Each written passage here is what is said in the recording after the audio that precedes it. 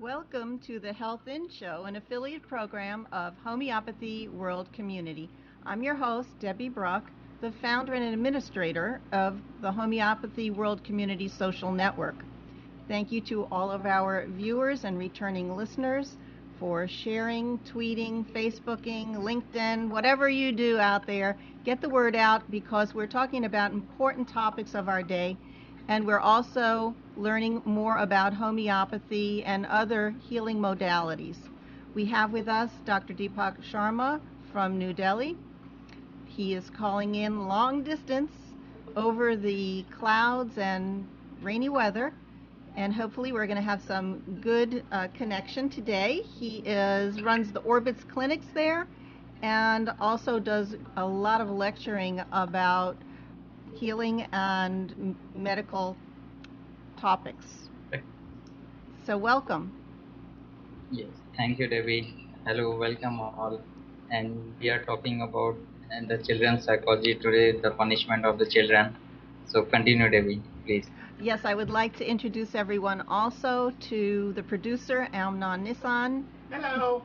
He's tweeting in the background, running all of the dashboards, and we thank him. We always begin with gratitude and we will end with gratitude, and when we get connected in this way, it helps us to be better people.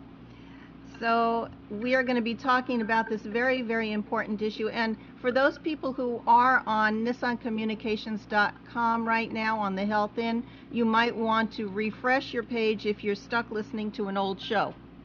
Okay, and you may also call in if you're in the United States to the number 919-518-9773, 919-518-9773, or call via Skype at Computers 2K Voice.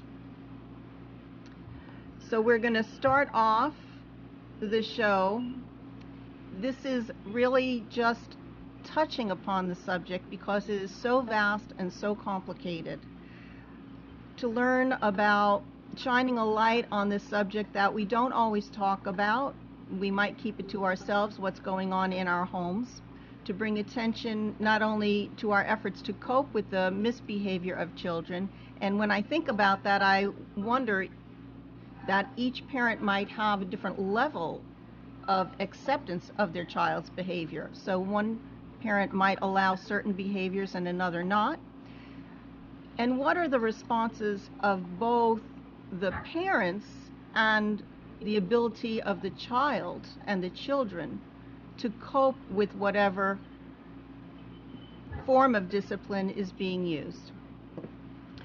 Our intent is that our children will learn self-discipline, that they will learn it from us as parents, and they will learn the knowledge of right and wrong, ethical behavior. And the problem here is that when the form of punishment, or should we say affirming and having a firm hand on how we discipline children to let them know what is right and wrong. In what way do we do that to make it effective? Often adults intentionally discipline their children in the same way, or even intentionally in an opposite way, that they themselves were disciplined based upon how they felt when they were a child. And we would like to look at those chosen responses and acknowledge that we find ourselves, do you find yourself saying and doing the same thing that your parents did to you? And this is the whole basis of modeling. What we do, our children will most likely do. Do you have a comment to add to that, Dr. Sharma? No, ma'am. Okay. No comment till now. Okay. You just continue. Okay, so we're going to take a look, and the reason that I brought this issue up was because I saw a recent survey, and this survey said what it says about our society and our generation. And you also know that I'm really, really passionate about health and healing and bringing goodness into our lives, bringing optimism and love into our homes and our lives. And when I do my shows on Blog Talk Radio, we're talking about crime that's in our society day in and day out. And this really affects our smaller lives also. And if you're getting vaccinations, which are toxins in your body, it's going to affect how you behave, how your children behave. And that's a totally different subject to go off on vaccines, but just a little thought in your head that what we give and do to our children are going to create some kind of repercussions. I also would like to make a disclaimer that what I have to say here today is based on my personal opinion, based on reading the news and watching reports of maltreatment and assault of children across the globe. I say children are people too. And really, this survey that we're going to talk about, they say, is not about the really harsh abuse that many children incur, but what they call non-abusive punishment, which I find what's the anomaly or something that doesn't really happen. I don't think the word punishment. I think the word discipline and modeling is really better for teaching your children. So I'm going to go ahead and say that on January 8th, there was an announcement about a survey of 5,000 parents coming from 32 states of the United States, Puerto Rico, and Canada. 31% of those who were in the survey did not think whatever methods they were using had been effective all of the time or part of the time. So in my blog, to introduce this program, I said insanity is doing the same thing over and over and not getting the same results. And therefore, if you continually use the same forms of punishment, and I have a prop. This is what Amnon had here. This is the rod. He gave me it's bigger than a ruler. And that's pretty harsh if you're going to get hit with something like that. And Amnon has a story. I don't know whether he wants to say about your feet. Oh, yeah, my father used to hit us on our feet with a little ruler.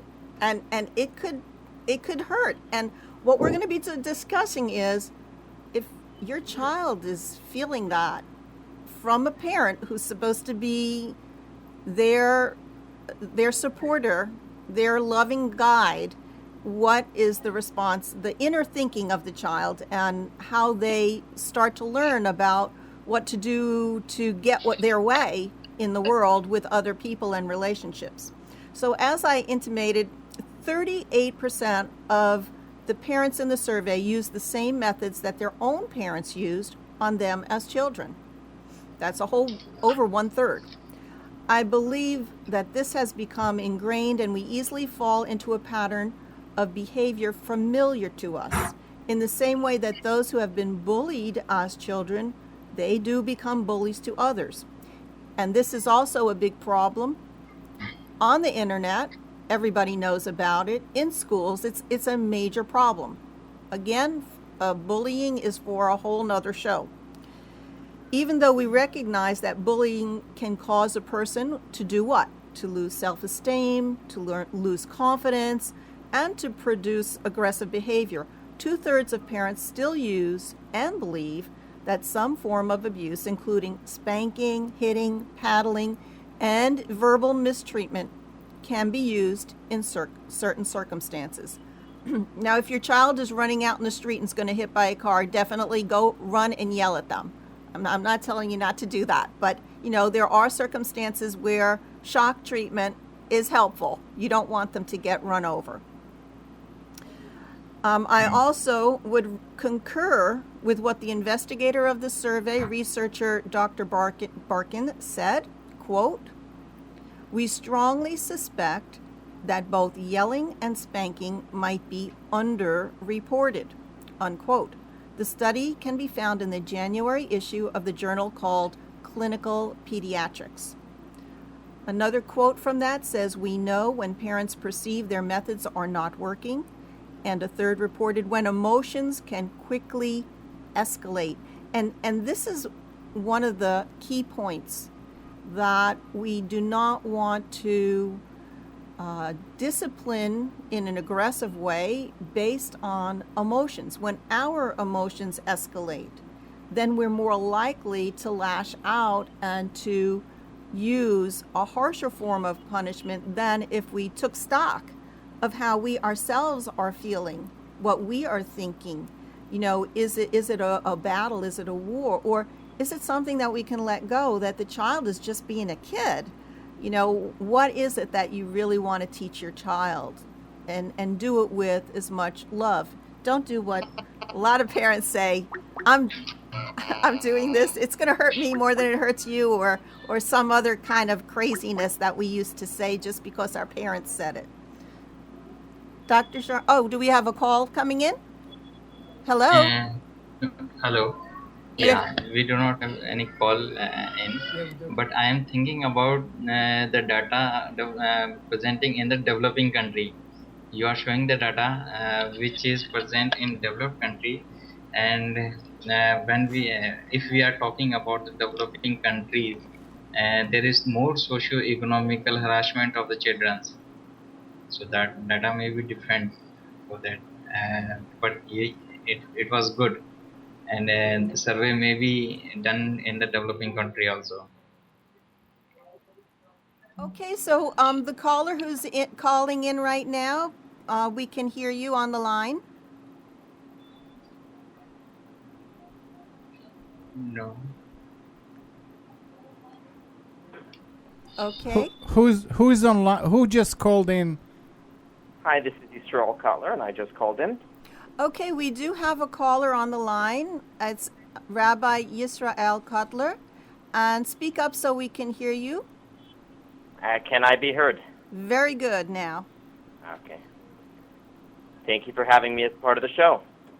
You're welcome. I'm pleased to have you on with us talking about how we can discipline our children without causing any kind of abuse or trauma to them.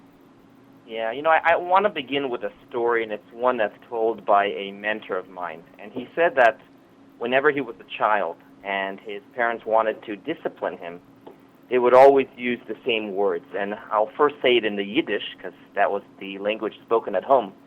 Es passt nicht, which translates as, it's not fitting for you. I expect better of you. I know you're capable of doing better. And that was an expression he heard over and over in his house growing up. And he was saying how, as opposed to lines that push you down, demoralize you, this was one that always empowered him. We expect better of you. And I think that is something that's important. When it comes to instilling children with values, it's interesting how when it comes to certain things, we do a very good job of it. You know, if we love a certain sport, we're usually pretty capable of automatically instilling that into our child. It doesn't take any rules or whatnot. Even political views and whatnot, many areas in which we're passionate about, and our children see that is the real you, they naturally gravitate to. I think the challenge in today's society is how the values we want to instill are not about rules that we necessarily say, but rather just who we are. It's the accepted reality in the home, and from the earliest of ages, they see that is who we are, and they don't want to disappoint us. Okay, so when a person or when a child hears from their guardian, from their parent, from the person who they look up to, adore, and love, that there is a expectation, does this cause anxiety, or does this cause, well, I've got to live up to the expectations that my parents really believes in me. They think that I can do better than what I'm doing now. Right, I mean, you raised a good point, because clearly you have to know the child and have different expectations for each one, expectations that are appropriate for that child. But I think, generally speaking, I would like to believe that children naturally do want to please their parents. They do want to live up to the expectations, as long as they don't see the hypocrisy, as long as they see these are real values that the parents themselves believe in. And again, those areas that are natural to the parents are often easily instilled in children. It's when there's that dichotomy and children see the parents are making a big deal out of something that they themselves don't necessarily live up to. I think it's there that we have a lot more of the friction. It keeps going back to modeling. And of course, we're going to have to look at the different age ranges on how you take steps to teach your child, whether they're 2, 4, 6, and up into their teens.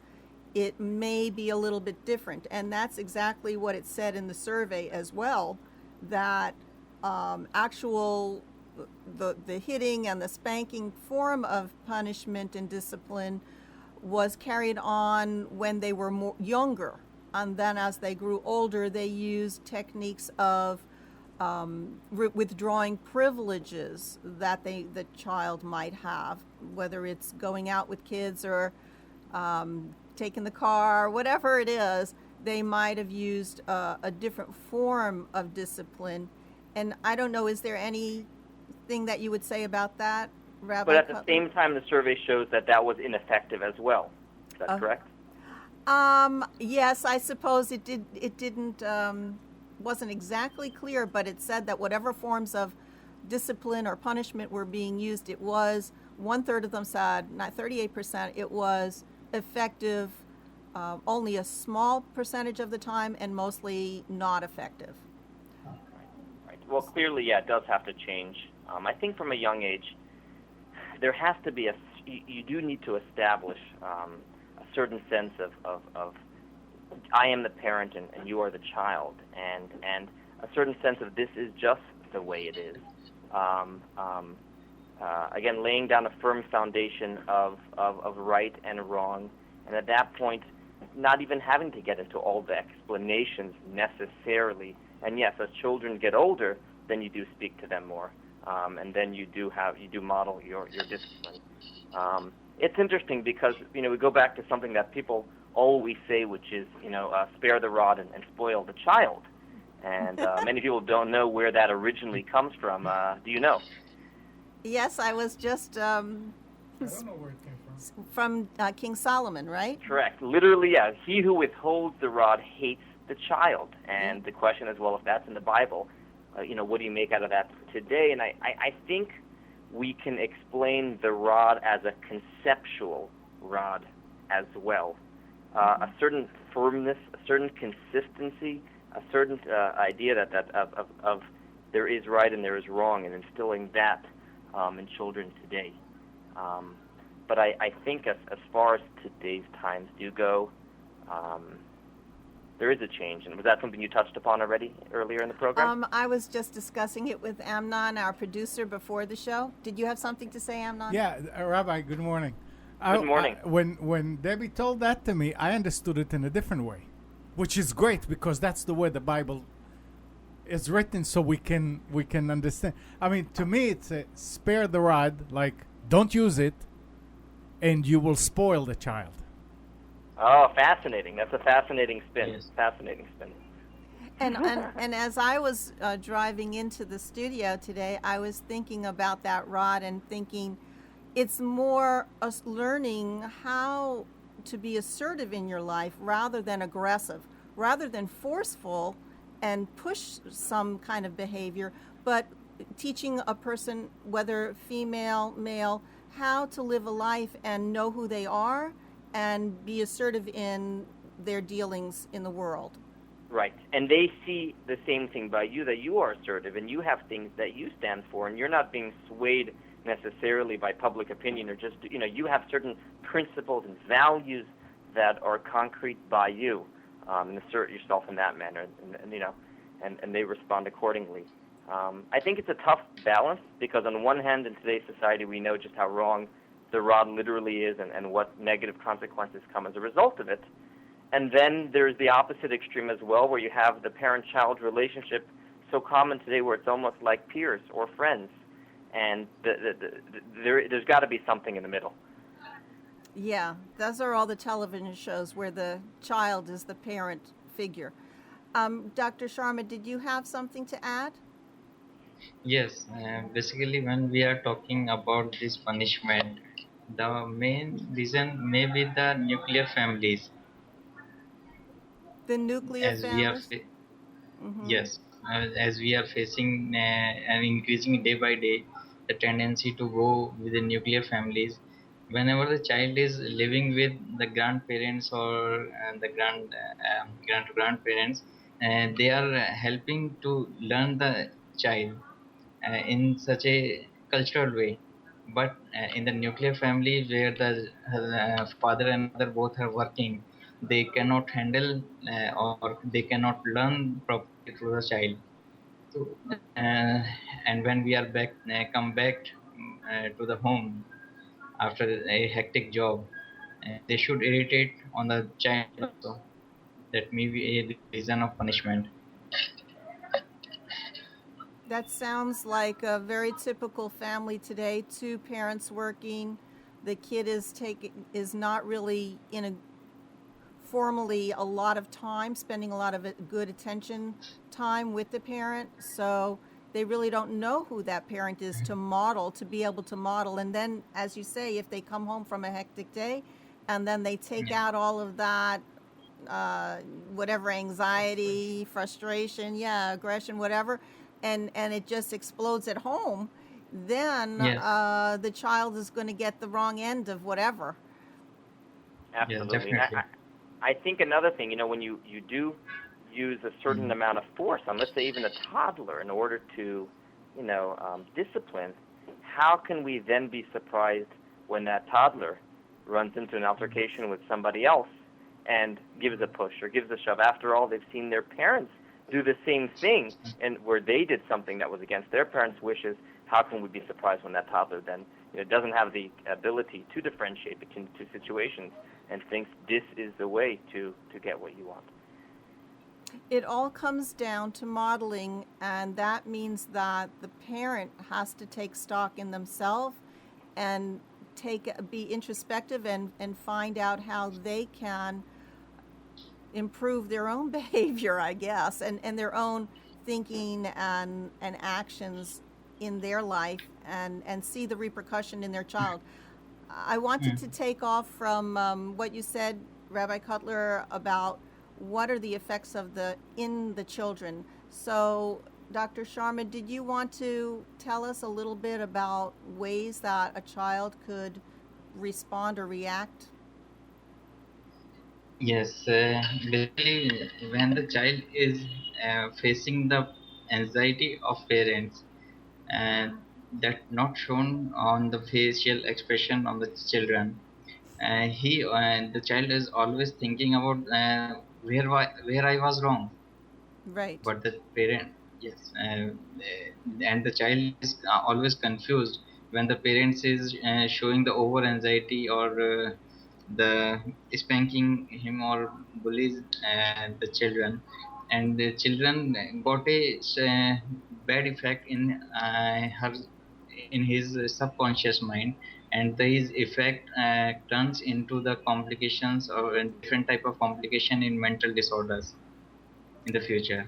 Yes, and that is exactly what the survey ended up saying, that there would Yes. be behavioral disturbances and lots of things, considering major depression, mania, mood disorders, anxiety disorders, and then as the child gets older, alcohol abuse and dependence.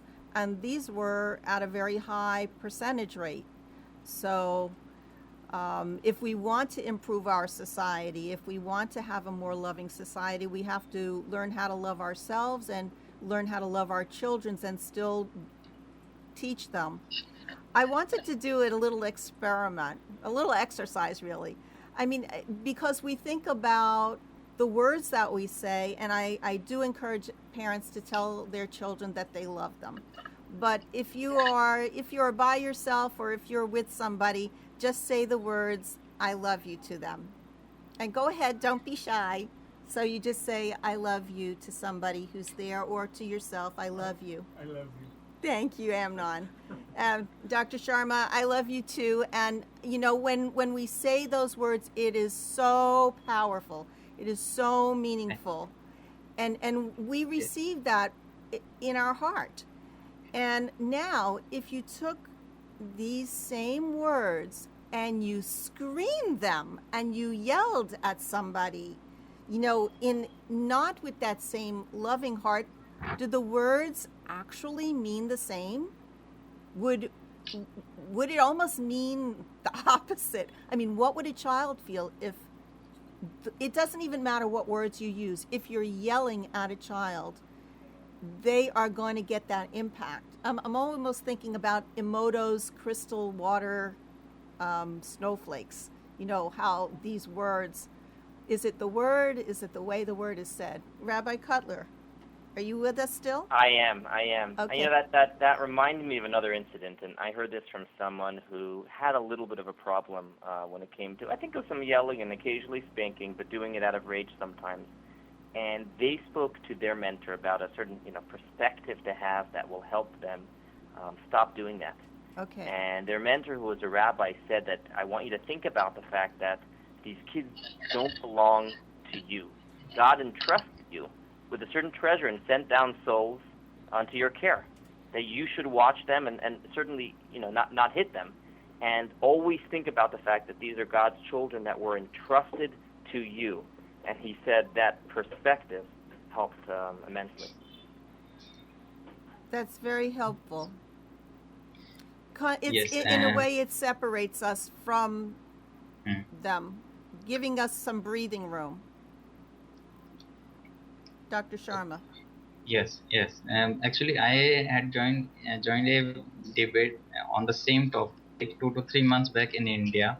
Oh. And I said in that the conclusion was that the counseling of the every parents is very necessary while the mother is pregnant, and that is done only by the obstetrician and the psychologist during the pregnancy, that how you will behave with the child in the future.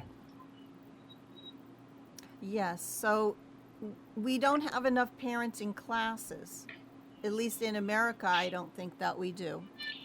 And disciplining is something that we do daily as parents, but if so many parents think it's ineffective, it highlights the need to discuss other ways of teaching children how to resolve conflicts. So if any subject matter in school should be taught, it should be conflict resolution.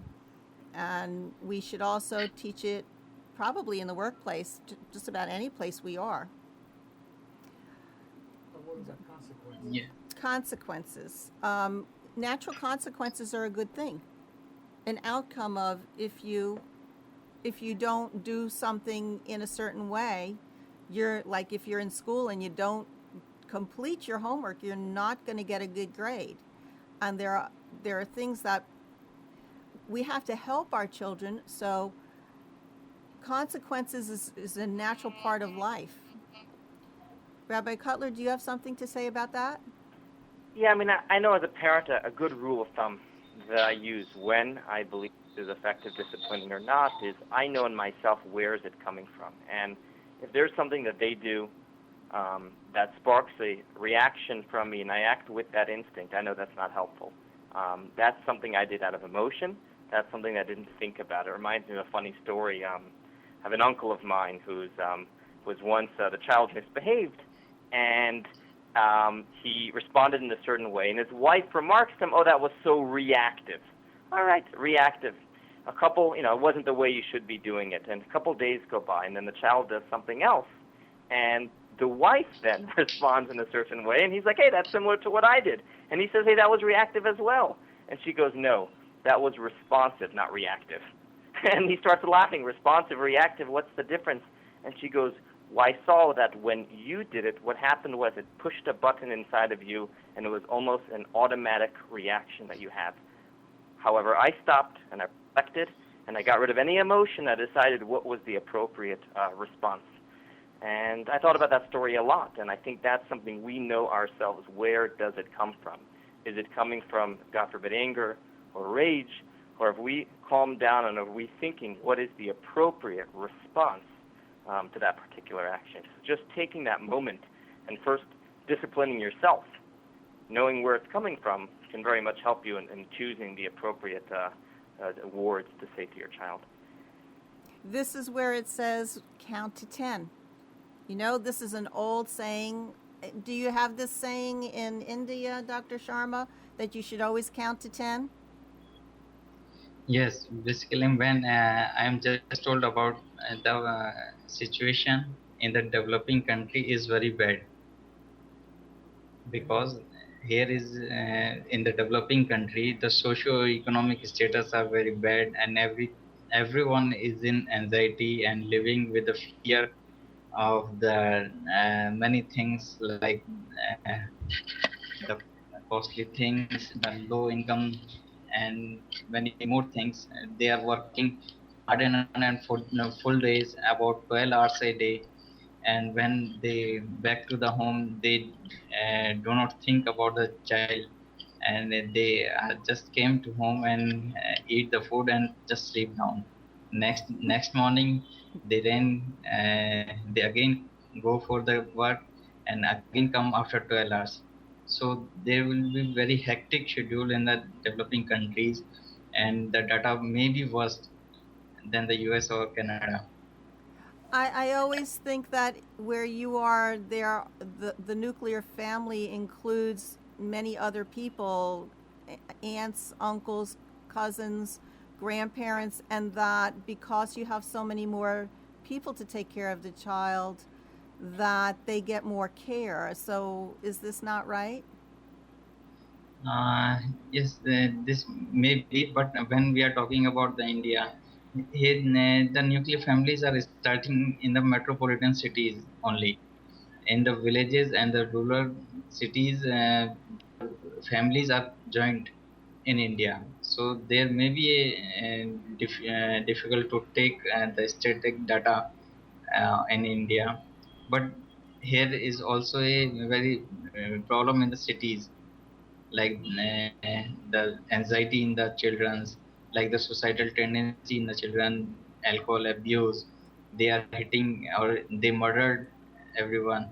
That is the bad effect of the socio-economical uh, impacts, I think.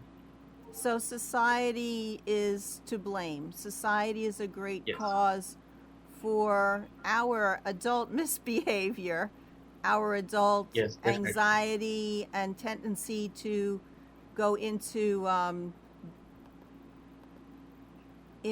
behaviors that are not appropriate or are not caring for our children properly. Yes. I went on a website. It said, should teachers spank? And in interviews, the participants were asked, as a child, how often you were ever pushed, grabbed, shoved, slapped, or hit by your parents or any adult living in your house. And they had a 5-point Likert scale. Could be never, almost never, sometimes, fairly often, and very often. Participants who answered sometimes or higher were defined to have experienced harsh physical punishment. For this analysis, participants who also reported severe physical abuse, sexual abuse, emotional abuse, physical neglect, emotional neglect, or exposure to an intimate partner violence were excluded. So they took off all of the really heavy-duty stuff, and the final analytic sample included over 20,000 participants. Overall, Afifi and the colleagues reported 1,258 participants reported physical punishment, 5.9% of the total. They were more likely to be male, black, and to have a family history of dysfunction. So what we're talking about are certain pockets of society that have this difficulty in raising their children and not having effective modes of discipline, of inculcating good behavior. And I don't have an answer. I really don't have an answer, but I think that we should turn our attention, the last part of the show, a little bit more to the results in the children and the kinds of moods, behaviors, feelings, and sensitivities that they may have as a result of incurring this responsive or reactive type of behavior of the parent. Do you have anything to add, Rabbi Cutler? Well, I'm going to actually have to run in a moment, Okay. but I am going to listen to the rest of the show. Very, very fascinating discussion. But before I go, I think it all boils down to the modeling and looking from within before we enforce. I'll be interested in hearing your thoughts on what the answer is, and especially in society today, where so many people are husbands and wives both working, and the children never really having an opportunity to see who their parents are. I think you're missing a valuable piece, and I'll hang on and listen to some of your thoughts on what possible resolutions there can be. Thank you for having me as part of the show. Thank you so much for calling in today. We appreciate that. So we're Thank looking. you. Go ahead. Thank you, Ravi. Yes, Debbie, you just continue. Right. Then I will share something. Yes, we would really love to learn. And I went through the homeopathic repertory about a couple of ideas that, of course, you should always seek counseling. You should find a safe place, a safe haven where you can speak to somebody and get help. Whether it is your pastor or your rabbi or a school counselor or a neighbor, whoever it is, to tell them how you're feeling, both the adult and the child. But here are, and you know what? Every one of us has been hurt, has had some sort of either verbal abuse or physical abuse in our lives. How did we feel? Get in touch with that. These are some of the words that you might think of. Foreboding, feeling that something bad will happen, feeling forsaken, that nobody loves you, feeling violence within yourself, rage, yelling, wanting to scream. And if you see this in a child, you might think about how you should respond to that. How can you love that child more without spoiling them? Crying. If you see someone who's constantly weeping or teary or crying, what does that mean? A person who curses or swears a lot or has a tendency to swear. There's some way that they're letting out their aggression. They don't feel good inside. A person who is hurting and in pain can sometimes say that they feel numb. They feel injured. They feel abused or even raped. A lot of times someone will say, I'm broken. I feel broken. And a person can want to or desire to do unethical things, criminal acts, just to get their way, or to feel like, let's say, if they're in a society that doesn't provide enough just general basics, then they might have a tendency to steal or to lie. They can feel on the range of from hope to hopelessness, really feel despair. And little kids can be kicking and throwing things. So what we're looking at is this whole range of feelings, inner thoughts, and behaviors. And homeopathy has huge lists of pages upon pages of the documentation of people who felt this way and homeopathic remedies that help them to cope and overcome these challenges in their life. So did you want to provide for us for some? And I missed the one that there's a website called stophitting.com, and children who were hit, they have little pictures and videos. They said that they felt it's so embarrassing. They're embarrassed. And how that the spanking is counterproductive and dangerous. And, you can take a look at that website, stophitting.com. Okay, Dr. Sharma, let's learn a little homeopathy. Yes, when we are talking about the homeopathy, the best effects of the homeopathy is on the mental symptoms. This is the only science which consider the mental and emotional symptoms in every disease. I know you can say, and when the children are coming to us with a common cold and flu, we are always asking about his irritability, her mood swings, her temperament. We always asking because the homeopathy works on the mental symptom. That is the quality of homeopathy. And I saw many times when I'm treating the childrens in different kind of disease, and like I'm just giving an example of abdominal pain in 6 year of a female girl. She's having since last 3 years of the same abdominal pain in the center of the abdomen, and I am giving her the medicine on the local symptom basis, but it didn't work. But when I taking the mental symptoms of the mother also, the I found the cause. The symptoms was the mother was is in severe depression in the sixth, seventh, and eighth month of the pregnancy, and this always give the bad impact on the respiratory and gastrointestinal disorders in the children. So when we are asking about more about the children, the child is more irritable. She throw anything in his hand, and she always break her toys. She always break her crockery in the kitchen. She had a severe anger all the time. In school, she always hit our colleagues, and she hit the teacher also. She hit the And teacher. when She hit the teacher teacher. also, Whoa. yes, that was the bad impact of the anger why in the pregnancy in the mother's pregnancy. Did the And mother when I had anger replied, or depression?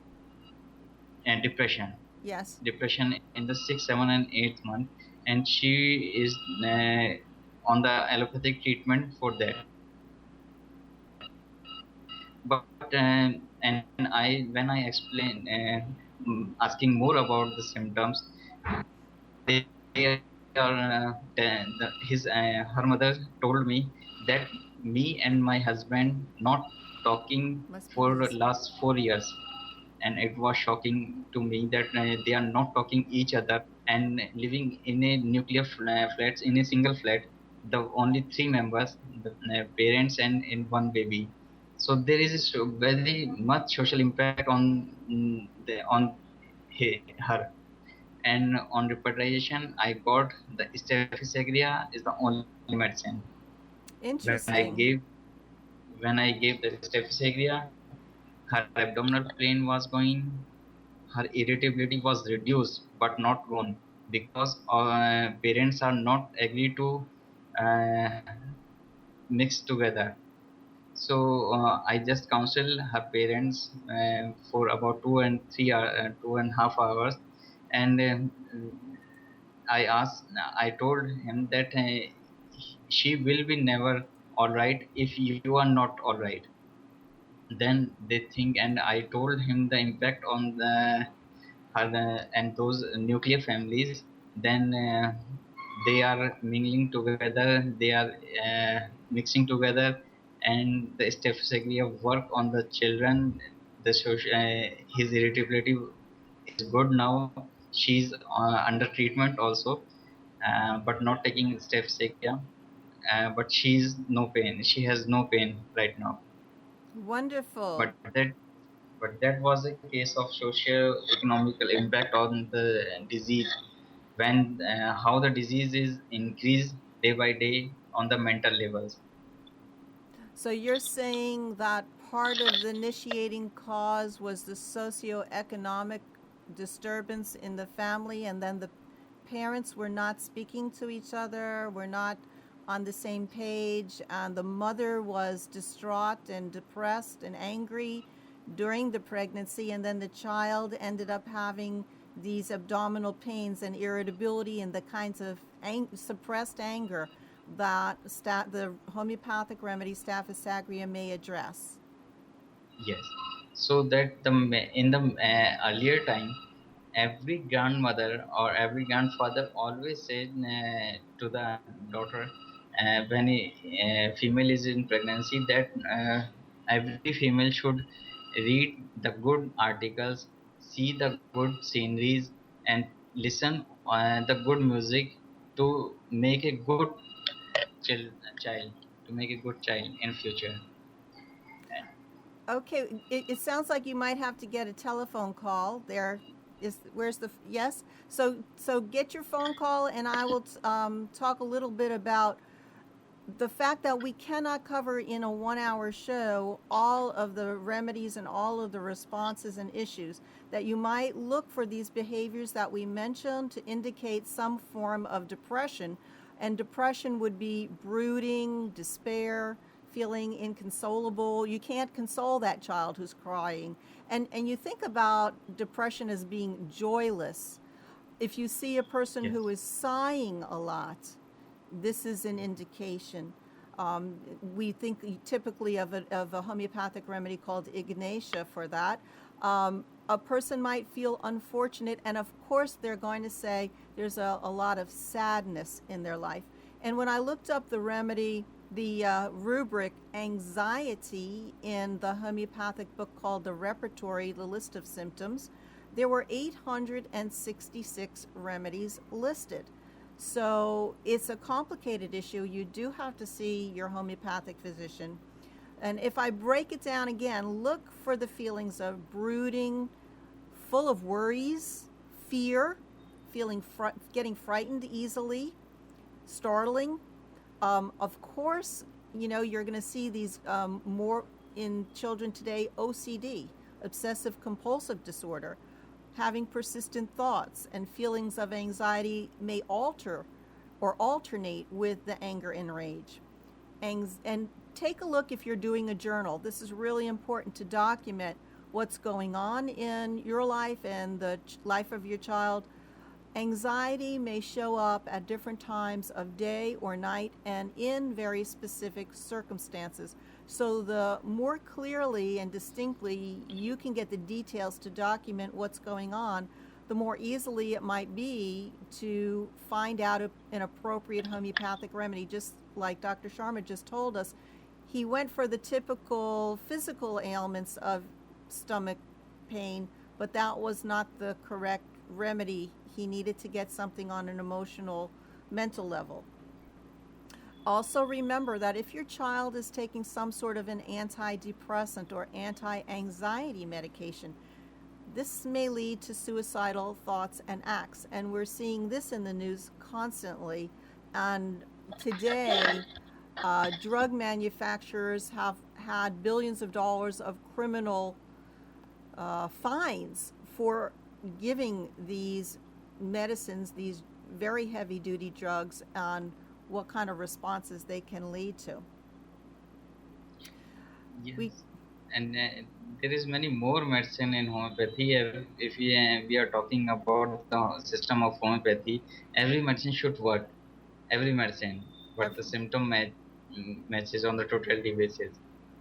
Thank you. So this is the only quality of homeopathic medicine that work on the mental symptom. There is no other medicine in the world that is working on the physical level and mental level together. And I also looked up, this anxiety that people might feel, adult and child, can lead to an extreme and intense anguish. And for anguish, we have 347 homeopathic remedies listed. And just the idea that your child or even an adult has carried this anxiety and into a physical illness just from hearing bad news. We have 68 remedies for hearing bad news. Psychologists may call this a psychosomatic illness, something that we heard, like, if you ever heard about the death of a friend or a family member or some tragic life event, then our body can begin to express these signs and signals that we have been hurt in some way. And now the pain becomes tangible, even going into, for an adult, fibromyalgia, arthritis, or other acute or chronic illness. Just as Dr. Sharma gave us that example, do you have another case that you wanted to tell us about? Yes, there are many more cases. I am just telling about a case of headache in 12-year male patient, and he's also came from a allopathic physician. There, he is working on that, and he diagnosed as a migraine, children migraine. But when I studied the case, the medicine was Natramur on the basis of desire of very excessive salt intake, and he's lean and thin. His neck region is very emaciated. He's irritable, anger all the time. The anger was not controlled by the consolation, and I gave the Natramur, and he's fine. And there is 3 years gone. He never feel a headache, and the reason behind it that when I talk about his with the father said that he's anger all time on me, that I am not giving the time to my child, and he's always anger with me. And on the basis of this symptom, I include the medicine Natramur, and it works very well. And there are many more medicine like apis for the jealousiness. When the child is have very jealousiness, apis is always work. And when the anger is on that level, when the children is throw everything in the hand, the stephysagria is always work on the single symptom, On the physical. what single symptom? That when the anger is too much, that children throw everything in the hand. Oh, yes. Okay. That is the only single symptom of this stephysagria, and you just give the medicine and get rid of all the physical symptom, either on the headache, either on abdominal pain, either on the loose motions. Stephysagria always work. And there are many. One more medicine name is tarantula. In this, the child is very cunning in nature. He is so cunning that he did a wrong thing, but he never accept. He had a anger always all the time, but he thief one thing, and he never accept that I thief it. That is He doesn't acknowledge when he does something wrong, or if he steals something, then he doesn't. Is that what you're saying? Yes, he does not accept what he did. He won't admit to it, maybe, and No. No, am I wrong? He do not. Yes, he do not want to admit. Okay. Anytime. Okay, so this He is just the think that remedy tarantula, which is tarantula, which is a spider. Yes, he's always said that I am right. Oh, I never wrong. Aha.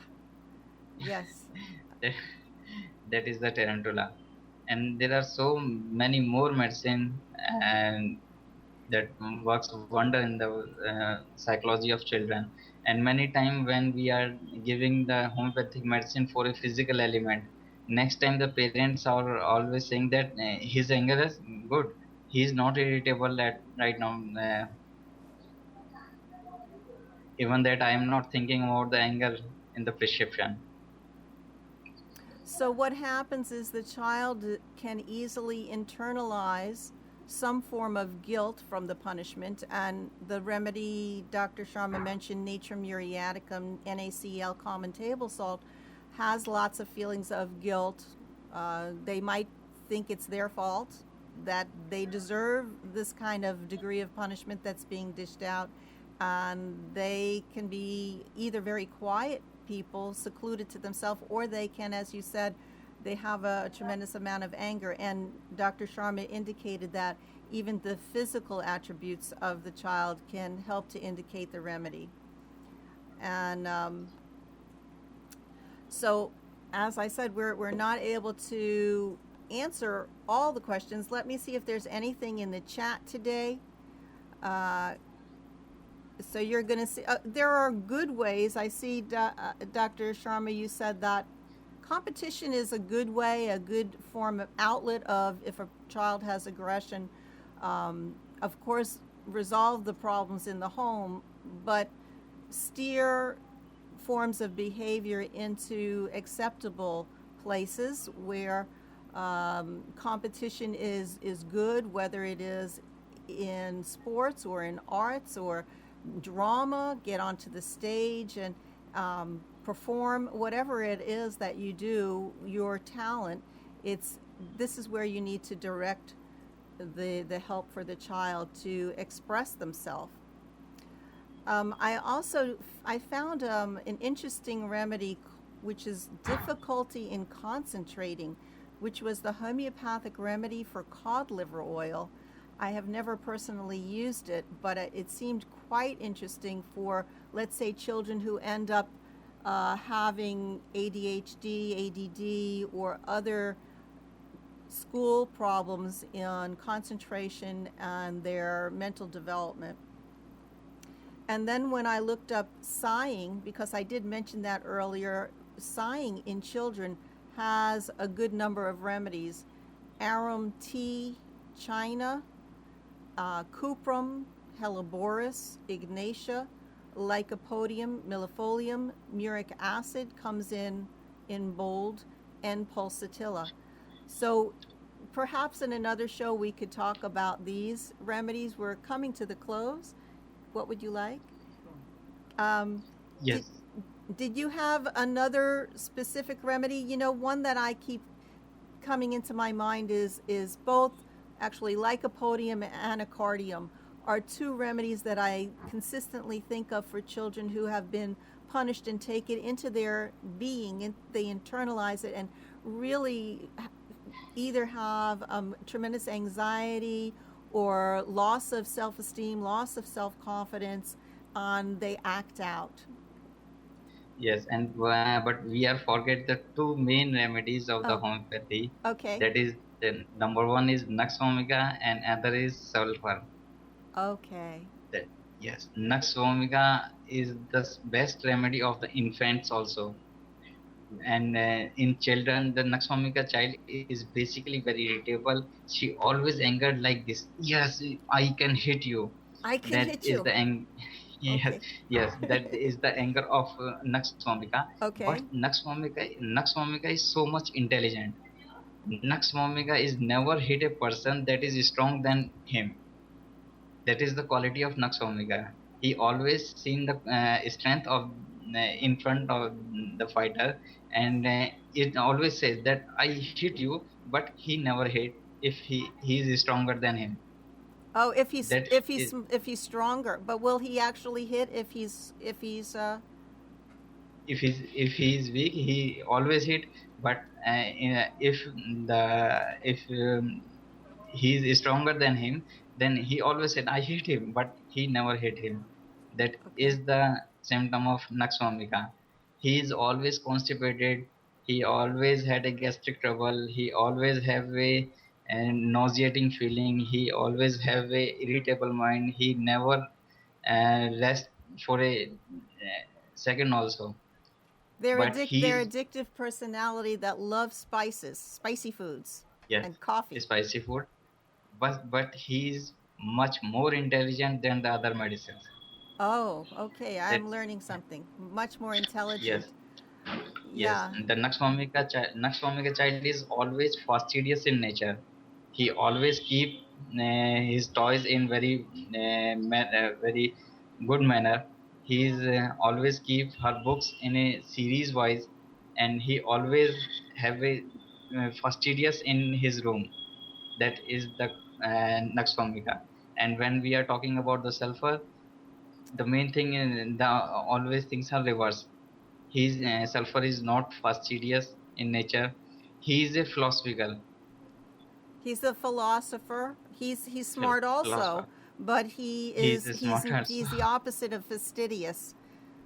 Yes, he's feeling very weak always. Sulfur is feeling very weak, and when we are going when we is going to work, but Nux vomica never feels weak. That is the difference between Nux vomica and sulfur. What about the bowel movements? I think for sulfur, they really have to get up at like 5 in the morning and go. Yes, So, definitely. do they have anxiety about school? About in the sulfur, and the Nux vomica is always constipated or always have a GIT, the abdominal discomfort. Mm-hmm. And one of in the chat session, there is a question about the anxiety about the future. That is the medicine of Brainia. Brainia is always thinking about the future.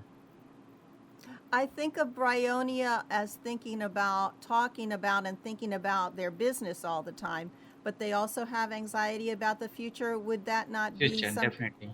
What about Argentum nitricum? Would that be? Argentum nitricum is also good, but when we see the repertory, there is the two main remedies. Number one is Brainia, and number two is tuberculinum. That always Tuberculinum. have anxiety about the future. Okay. Very, very good. I'm sure that the listeners probably have lots of questions of what they see. Please document your children's behavior, their emotions, get them to talk, even do a recording of them, whatever. Pay attention to how you interact with your child and count to 10 and think about what they see from their vantage point of how you look to them. You're much bigger, you're the authority figure, and you're in charge, and they really they adore you, they love you, they look up to you. What are you going to do to help them grow into well-functioning children in society? And if you have any questions for Dr. Sharma, you can send them. Do you want to give your email, or do you want them to go to me through homeopathyworldcommunity@gmail.com? You can contact me there. You can go on Homeopathy World Community and look at all of our articles there. We've got tons of information about many remedies, many illnesses and diseases and concerns. Get onto the Facebook Homeopathy World Community and see what's going on at that part of the world. We also have Blog Talk Radio from Homeopathy World Community with Dr. Adil talks about our heart and heart health on Wednesday mornings.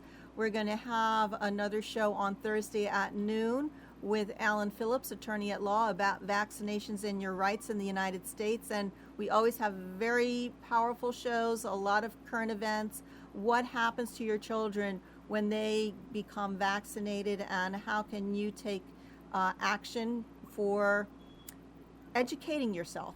And that's what it's all about, education.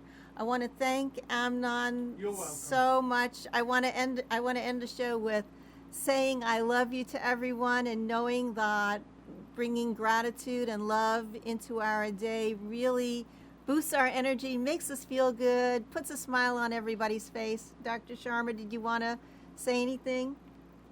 Yes, I thank you all the listeners and all the viewers of the show. And the main thing is that we are crossing more than 1600 viewers today.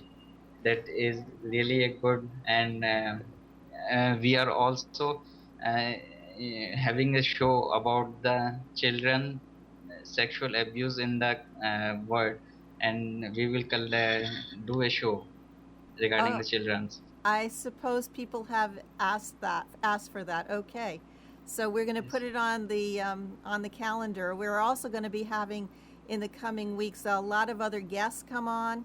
And go to Homeopathy World Community. The banner for the Health In group will give you that information. You can see all of the archives, and we've had great shows in the past.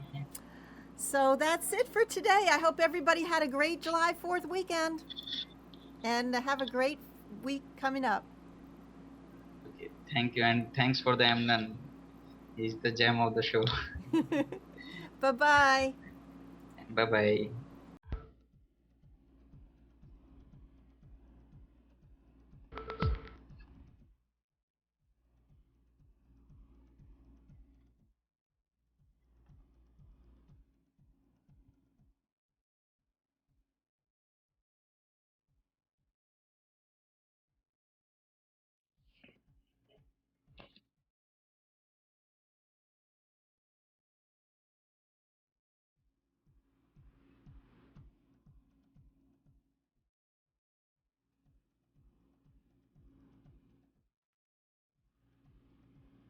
Welcome to the Health In Show, an affiliate program of Homeopathy World Community. I'm your host, Debby Bruck, the founder and administrator of the Homeopathy World Community Social Network. Thank you to all of our viewers and returning listeners for sharing, tweeting, Facebooking, LinkedIn, whatever you do out there.